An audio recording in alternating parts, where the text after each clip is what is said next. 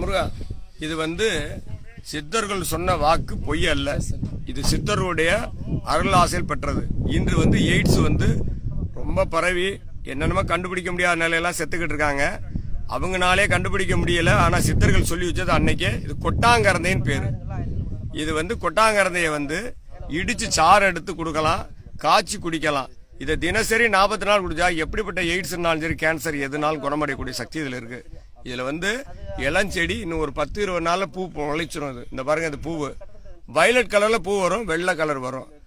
இத கண்டிப்பா பார்த்து வயல் நிலத்துல இருக்கும், நெல் விளையிற பூமியில இருக்கும், வறண்ட பிரதேசத்துல இருக்கும். இந்த செடி தண்ணி சத்து இருந்தா கிரீன், லைட் கிரீனா இருக்கும், டார்க் கிரீனா இருக்கக்கூடியது. பார்த்து இந்த செடி இந்த பாருங்க மேல சொரன்னு இருக்கும், முசக்காத இலை மாதிரி இருக்கும். இந்த இலையை எடுத்து, இந்த செடியை எடுத்து இடிச்சு சாறு எடுத்து கொடுத்தா 48 நாள் எய்ட்ஸ் குணமாகும்.